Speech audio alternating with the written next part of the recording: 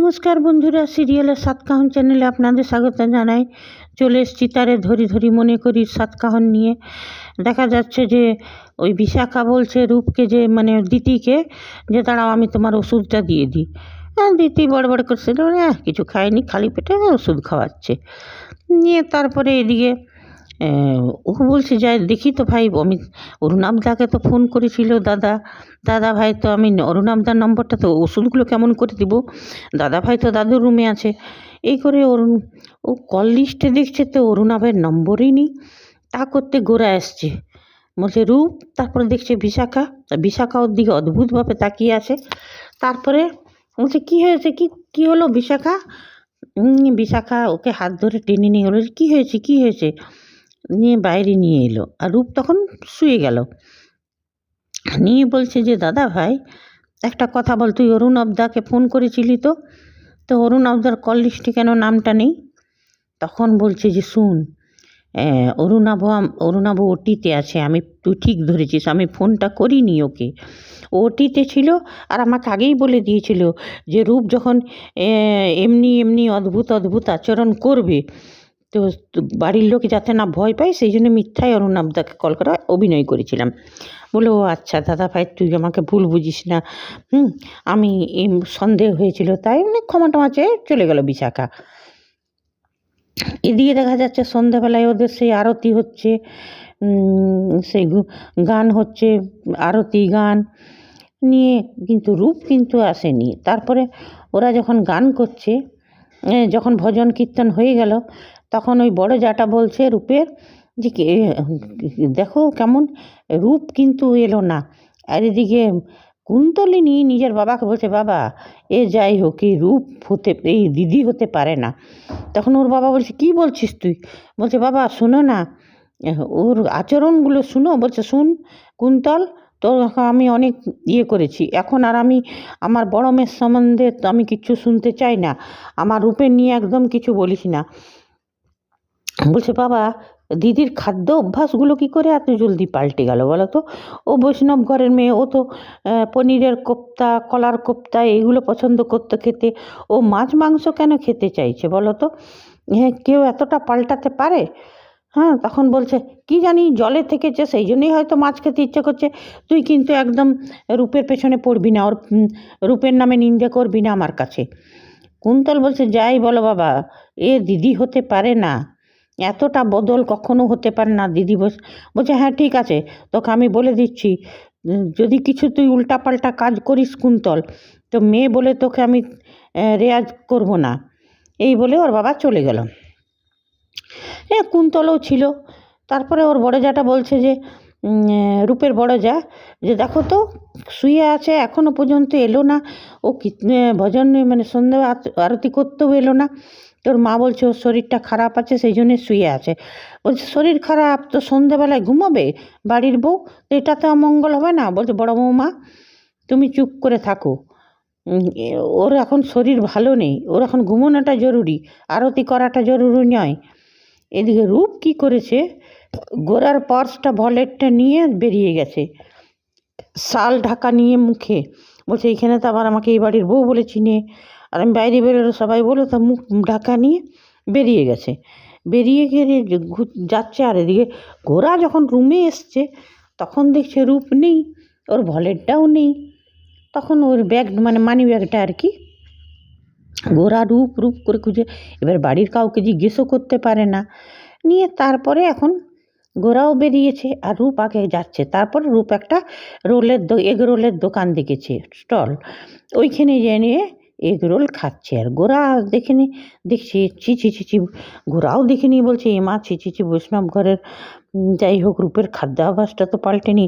আর রূপ বলছে বাবা রে, আমার যেমন খিদেতে পেট একদম করছে, একদম পেট একদম ছুঁচোই দৌড়াদৌড়ি করছে, এমনি এত খিদে লেগেছে, এখন খেয়ে একটু তৃপ্তি হচ্ছে আমার খেয়ে, বাবা কি ভালোই না, ও খাচ্ছে খুব মজা আসে। আর বলছে যে ওই যে লোকটাকে আমার স্বামী বলছে, ওর তো আমি ভলেটটা নিয়ে এসেছি, আচ্ছা পরে না সরি বলে দেবো। কী করবো, খিদে পেয়েছে তো, মানে ও নিজের মনেই বলে যাচ্ছে রূপ, আর খাচ্ছে। আর গোরা এখন দাঁড়িয়ে দাঁড়িয়ে দেখছে। তারপর গোরা এসছে, বলছে রূপ তুমি বৈষ্ণব ঘরের বউ না, এটা কী করছো? বলছে কী করছে মানে, আমার খুব খিদে পাচ্ছে, খেয়ে পেয়েছে তো আপনাদের ঘরে ওই ঘাস ফুসগুলো খাবো নাকি?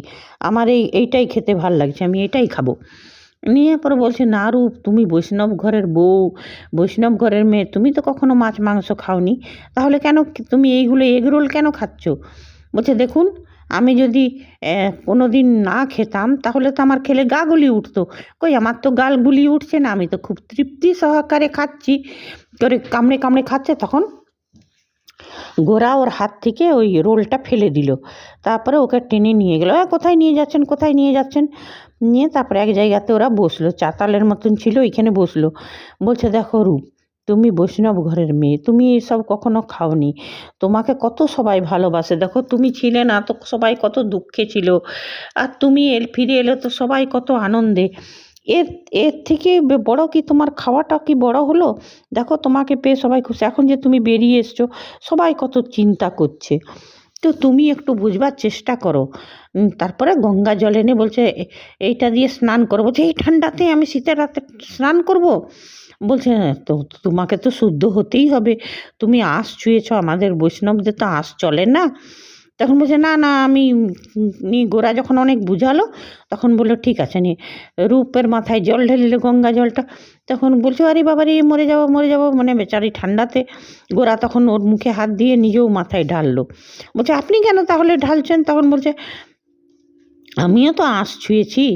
নিয়ে তারপরে ওরা জল ঢেলে ঠান্ডাতে কাঁপতে কাঁপতে বাড়িতে এলো। তারপরে গোরা যখন নিজের ঘরে মানে কাপড় টাপড় বদলি করছে, তখন রূপও বদলি করে আসছে। বলছে দেখুন আমি কি সুন্দর নিজেই পরে নিয়েছি, আমার কিন্তু খুব মনে থাকে, কালকে দেখুন আমাকে পরাতে হয়েছিল, আজ কিন্তু আমি নিজেই পরে নিয়েছি, দেখেছেন কত সুন্দর পরেছি।